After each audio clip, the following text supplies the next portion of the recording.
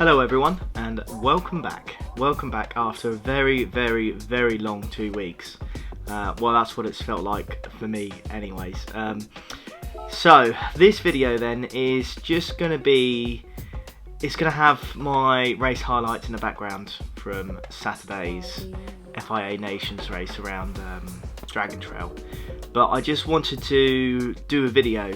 It's more of a update of what my current situation is, because obviously I haven't uploaded in 2 weeks, and the title is a strong one, but it's a true one. So just wanted to explain my situation whilst having some, race highlights in the background. So around 2 weeks ago, after I just finished work, I wasn't feeling very well at all. My temperature was up and down all over the place. I was very lethargic. No energy. It was just, it just wasn't very nice. So I decided to call in sick. I was sick over the weekend, but on the Monday I decided to call work and say, look, I'm not feeling very well. I don't know if it's going to be this coronavirus or whatnot, but I'm not feeling great. So they said, fine, fair enough, have a week off or whatnot, just to isolate yourself and see how you feel. So I did that.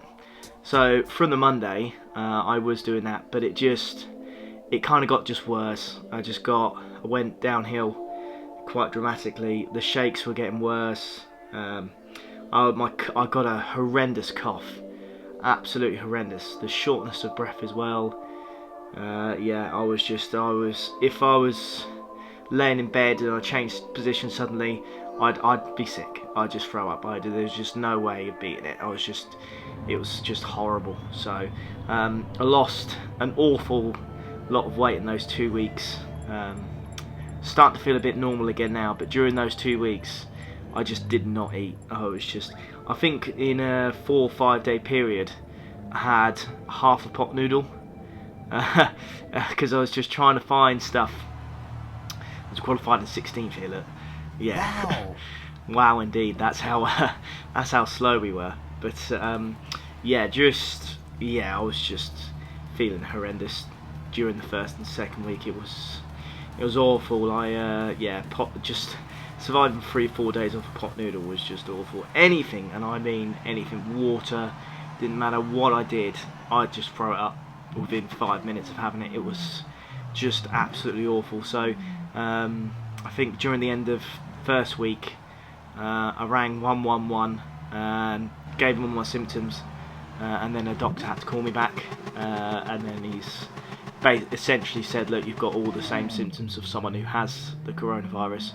We need you to isolate yourself, make sure you don't get in contact with anyone, and just go from there really. So that's exactly what I did. So I self-isolated myself.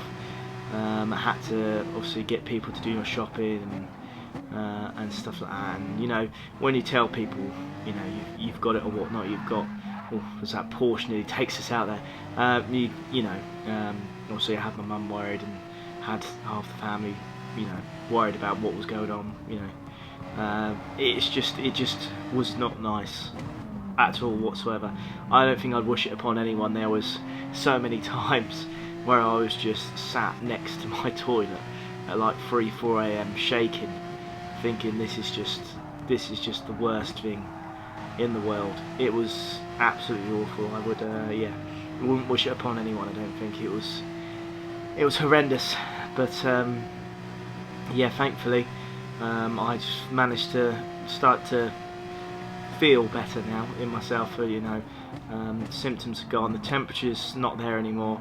The only thing I would say is I do get a shortness of breath if I have to walk anywhere, or after I've eaten some food or whatnot. I'm still not 100%, and I can still definitely feel something in the back of my throat. So I can't do any sudden movement. So if I've just woken up, if I suddenly make a movement, then I'm gonna be coughing, or I could easily be sick. It's not nice at all.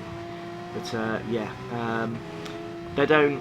When I called 111, they said they don't do the tests anymore, purely because of the volume of people that have the symptoms. So it was just a case of, yep, we think you've got it, so just isolate yourself and look after yourself, and that's exactly what I did. So I had almost 2 weeks of just being absolutely bored out of my mind. Now, I did want to make a video updating, you know, my current situation and tell you guys what was going on and stuff, but I just I was nowhere near well enough to try and pick up a laptop or do a voiceover or try and do something. It was just nowhere near good enough. So if we can see this Polish guy ahead of us, then watch this. Yeah, he just jumps all over the screen, and yeah, he just went from the right to the left. He was yeah, he just kind of Illuminati'd himself to the other side of the track. But anyways, this video is more of an update on my situation rather than the game or whatnot. But I just wanted to get something out there to tell you guys what my situation is. But thankfully I'm starting to feel better now. I don't feel nowhere near as bad as what I used to be. So obviously the missus is very happy about that, so's friends and family. But it's just nice. It was just nice to be able to play Gran Turismo again. It was just, yeah, it was just a nice experience. As this Polish guy hits us from behind then to the side, and then almost, look at that, takes us out. I managed to hit him, not on purpose, as a result of him hitting me, and then he just completely and utterly backs off. So not really sure what the whole situation there was. It was a bit yeah, a bit scrappy. As we skip ahead then to lap 7, going through Death Chicane. This guy, look at the lad there, look, he's absolutely nailed it on my screen. Hit the wall, but nothing's happened. And then the Polish guy sent me a message saying, why you pushed me off the track?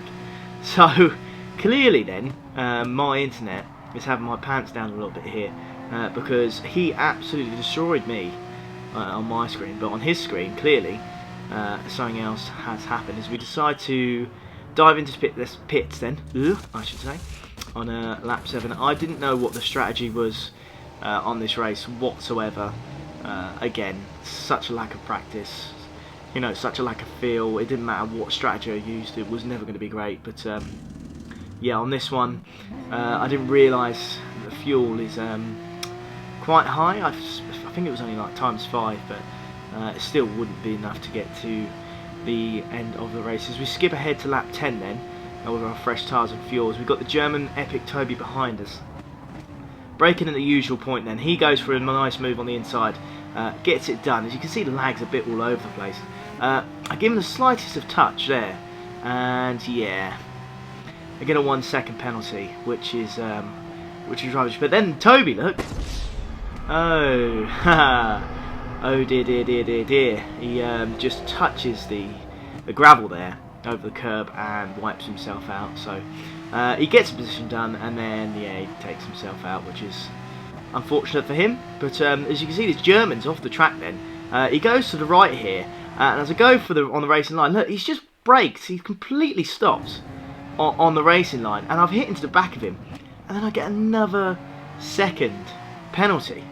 So I've got 2 seconds worth of penalties, which in my opinion seem extremely harsh. But there you go. It's good to be back on Gran Turismo Sport, isn't it? When you get penalties like that, it really does feel fan-dabby dozy. But we managed to get the move done again.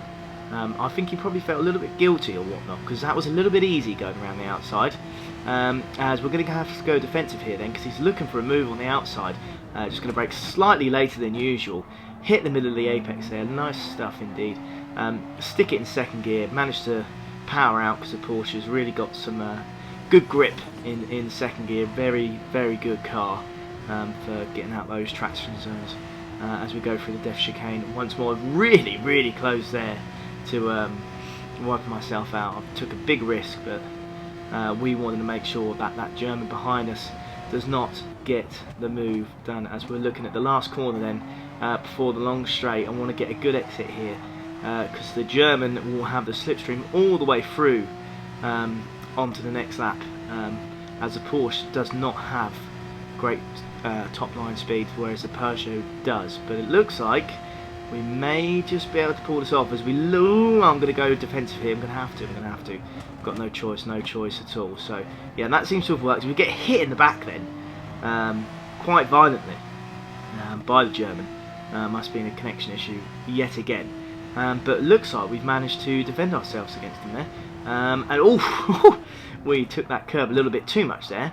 I would suggest that was a bit of a risque move there, but we seem to be forming a little train behind us. But it doesn't matter. We managed to defend the move. We'll skip to lap 13, cross the line, and there you go. But thank you very much for watching again, folks. I'm sorry I've been away, but I'm not really sure what this kind of video is either, but I just wanted to give you an update with my situation and put some highlights in the background, obviously, of the race last night. But thank you so much for watching.